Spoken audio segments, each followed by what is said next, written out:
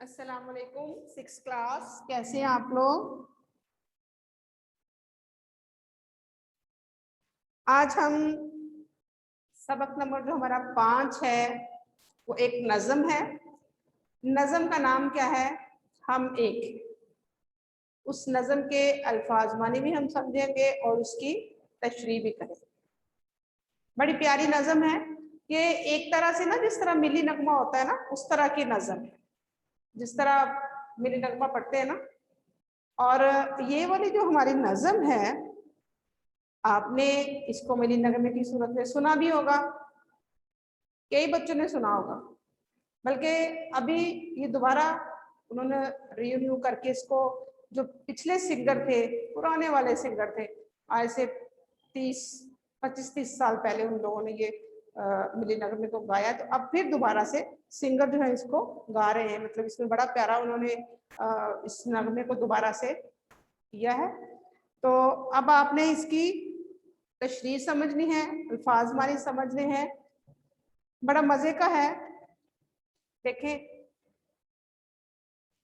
तले नीचे, चमन बाग को कहते हैं, राही मुसाफिर को कहते हैं, सांझी मुश्तरका एक जैसी ना, इकट्ठी होना, और गगन आसमान को कहते हैं।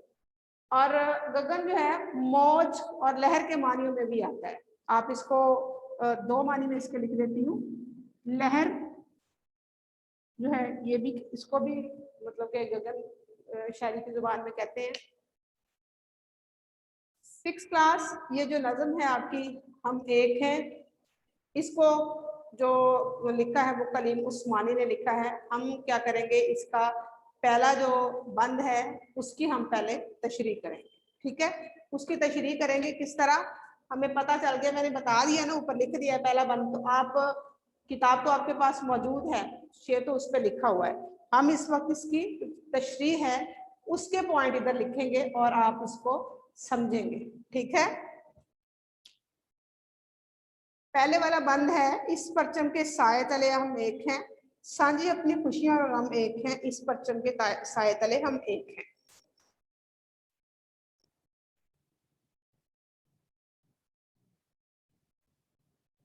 शायर कह रहा है, अपने झंडे के नीचे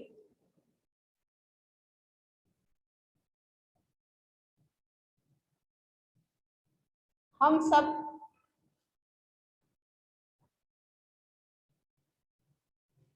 इकट्ठे हैं, इकट्ठे हैं। देखें 6th क्लास के जो मुसलमान हैं, उन्होंने अलहदा वतन लिया ही क्यों? कि वो मिलजुल के रहे वहां पे।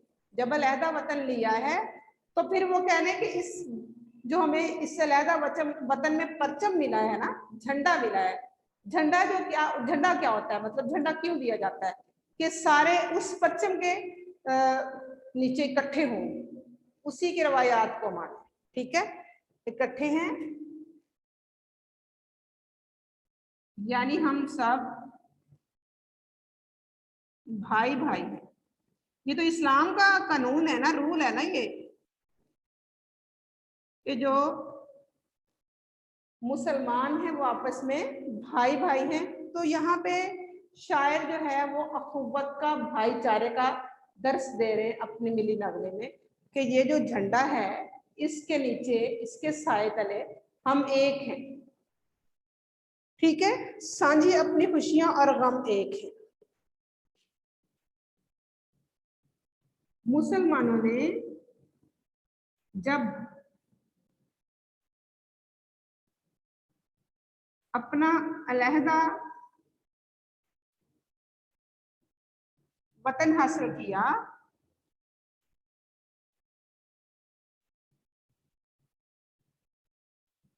तो फिर उनके गम और उनकी खुशियां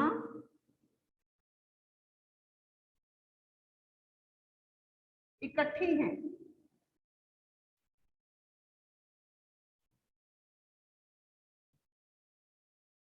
यानी वो एक दूसरे के दुख दर्द को महसूस करते हैं। अगर किसी एक को गम है तो दूसरा उसके गम को महसूस करता है। 6th क्लास, इस तशरीह के जो पॉइंट मैंने लिखे आप इसको नोट डाउन करें।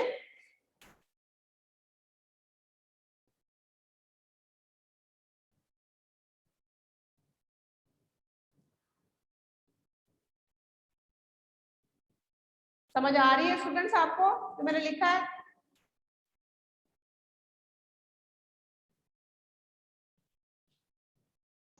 Yes ma'am. इसको आप अपनी कॉपी पे उतार लें, मैं आगे लिखती हूँ।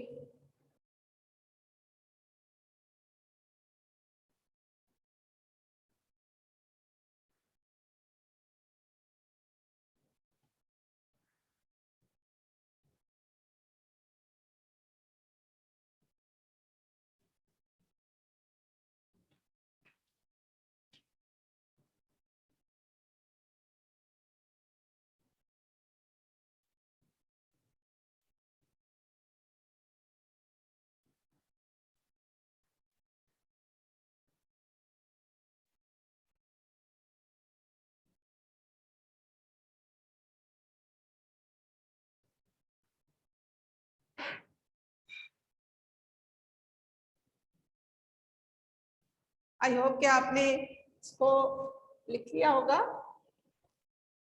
अब इससे आगे मैं आपको इसकी तशरीह के दूसरे पॉइंट्स लिखवाती हूँ, ठीक है? 6th क्लास, जो मुसलमान होता है ना, उसकी मिसाल जो है अल्लाह ताला ने अपने महबूब सल्लल्लाहु अलैहि वसल्लम की जुबान से ऐसे अता फरमाई है कि हजूर सल्लल्लाहु अलैहि वसल्लम फरमाते हैं कि मुसलमान जो है वो एक जिस्म की मानी है। अगर एक हिस्से में तकलीफ हो तो पूरा जिस्म तकलीफ में मुब्तला होता है, ठीक है?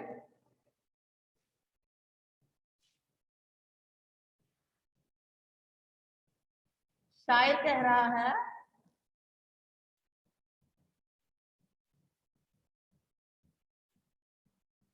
कि मुसलमान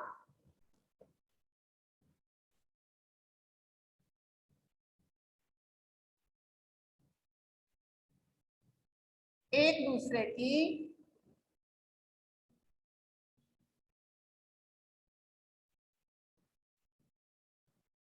तकलीफ को अपनी तकलीफ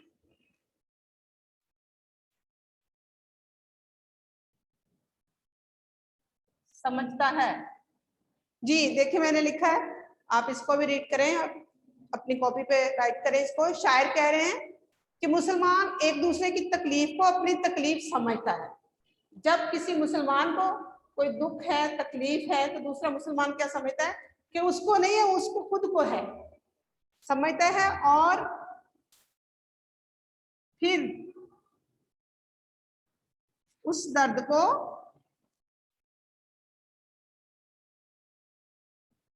दूर करने की कोशिश करता है।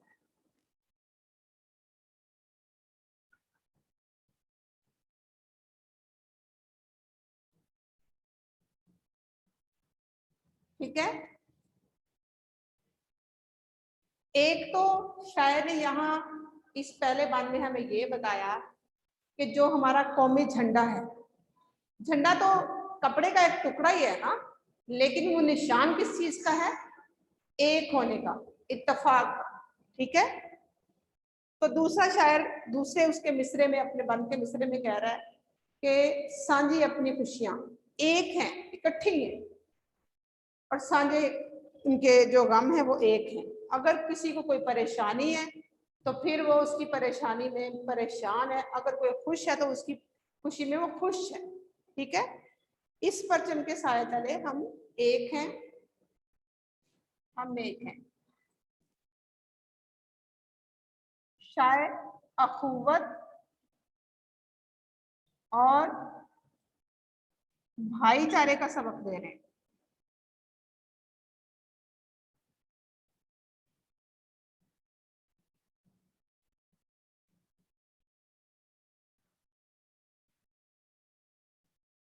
शायद सबक कौन सा दे रहे हैं? अखुवत और भाईचारे का सबक दे रहे हैं। मतलब शायद बता रहे हैं कि हम अपने वतन में जो हमने हासिल किया है इस्लाम के नाम पर, हम उस वतन के परचम के नीचे यानी झंडे के नीचे एक है। हमारी खुशी भी इकट्ठी है, हमारे गम भी इकट्ठे हैं। अगर किसी मुसलमान को कोई तकलीफ है तो उसकी तकलीफ में सब परेशान हैं। अगर किसी को कोई परेशानी है तो उसकी परेशानी को दूसरे दूर करने की कोशिश भी करेंगे, और अगर कोई खुश है तो उसकी खुशी में सारे खुश हैं। ठीक है, 6th क्लास, इसके पॉइंट्स जो है वो आप नोट डाउन करें, आप अपनी कॉपी पे भी इसको लिखेंगे। ठीक है,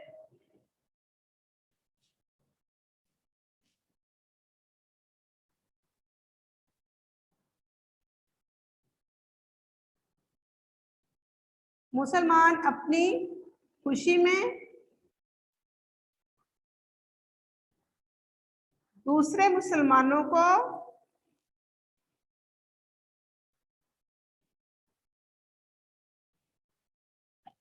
शरीक करता है।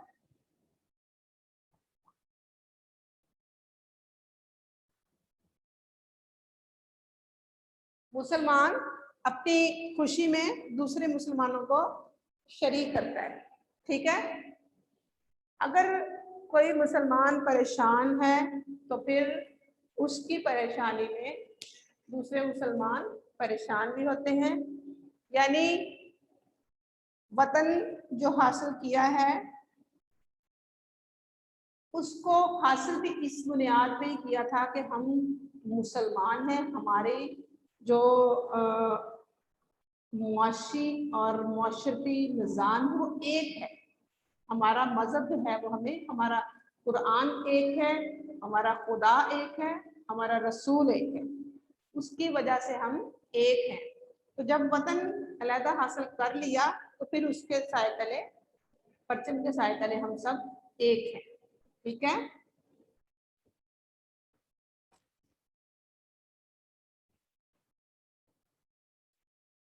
इसको आपने 6th क्लास, आपको मैंने फाजमानी भी दिखाई, आपने फाजमानी भी, और इसकी जो तशरीह है वो आप अपनी कॉपी पे लिखेंगे।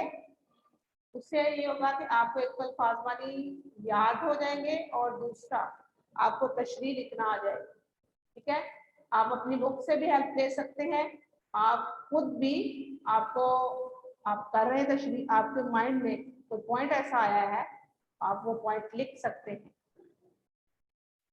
इस सूरत में उसका जो कंसेप्ट है वो इसके साथ रिलेटेड हो, मिलता हो।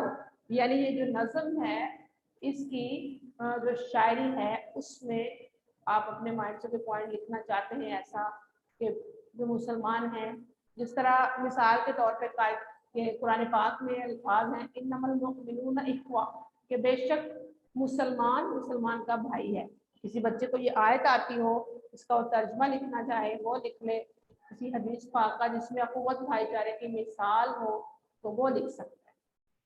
इस तरह मैंने पहले हदीस पाक सुनाई थी ना आप लोगों को कि हजूर सल्लल्लाहु अलैहि वसल्लम ने फरमाया कि मुसलमान एक जिस्म की मानिंद है, सारे मुसलमान एक जिस्म की मानिंद है। अगर जिस्म के किसी एक हिस्से में तकलीफ हो तो पूरा जिस्म उससे मुतासिर होता है। तो उम्मत मुसलमान में से किसी एक को कोई मसला हो तो उससे दूसरे मुसलमान महसूस करते हैं।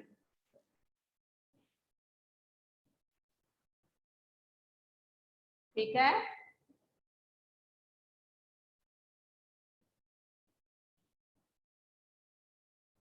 क्वेश्चन? और मैम बस एक ही तशरीह करनी है कॉपी पे? जी, आज हम सिर्फ एक बंद की तशरीह करेंगे, फाजमानी लिखेंगे और एक बंद की तशरीह करेंगे। तो इंशाल्लाह नेक्स्ट डे इसके दो एक्सक्यूज मी टीचर, वो ना आपने हमें जो टेस्ट लेते हैं ना हम लोग, उसमें ना हमारा ना जो सब्जेक्ट उर्दू है ना वो सही तरह हमें नजर नहीं आता। वो आपने ना टेस्ट दिया है कि नहीं उसका टेस्ट दिया नहीं गया आपको? 3rd वीक का टेस्ट आपने दिया उर्दू का? जी दिया है। मैं जो टेस्ट लेकर आई हूँ उस पर उर्दू का टेस्ट ही नहीं है। तो स्कूल से आप जहाँ से लिया ना वहाँ राब्ता करें ना। आप मेन कैंपस के बच्चे हैं या बी टाउन के बच्चे हैं? Main campus. हाँ, तो आप ऑफिस में रास्ता करें, उनसे पूछें कि डुप्लीकेट टेस्ट मौजूद नहीं है, या तो टीचर आपको वहाँ क्लियर कर देंगे कि आपका इस्तीफा नहीं देना था, या फिर मिस हो गया तो आप दोबारा से ले लें। Okay ma'am. अगर आपको टेस्ट नहीं मिला तो आप ऑफिस में रास्ता करें, उनसे पूछें कि क्या इस्तीफा उर्दू का टेस्ट आपको नहीं दिया जाना, जाके इस दफा वो मिस हो गया, जो कोई मिसअंडरस्टैंडिंग है आप उसका ऑफिस से पता कर लें, आपको पता चल जाएगा। ठीक है,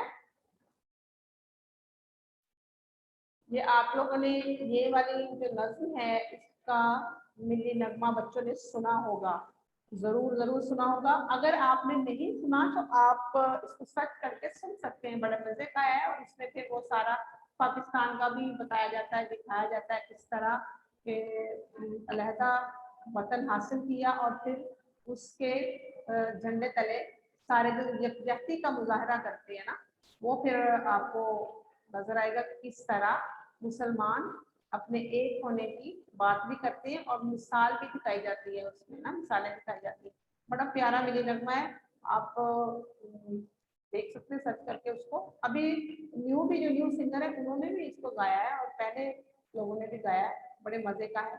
इसको आप अगर याद कर लेते हैं तो आप कहीं पाकिस्तान डे पे और भी मतलब आप पढ़ सकते हैं इस तर्ज पे।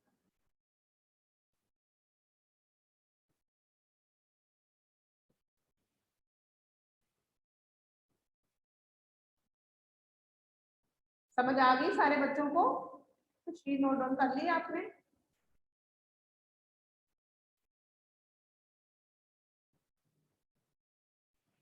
अपनी नीट कॉपी पे आपने लिखनी है, आपने लिखना ऐसे है, आपने अपनी जो कॉपी है उस पर आपने फोल्डर बनाना है सबक नंबर 5 का, नज़म हम एक है। फिर आप नेक्स्ट पेज पे आप लिखेंगे उसके अल्फाज मानी, फिर उसके बाद आप इसका जो बंद है पहले वाला बंद उसको लिखेंगे, उसके पहले 2-3 लफ्ज लिख के, या आप वैसे मेंशन कर देंगे कि पहला बंद उसके नीचे उसके 2-3 लफ्ज लिख के, तो नीचे आप लिखेंगे उसकी तशरीह।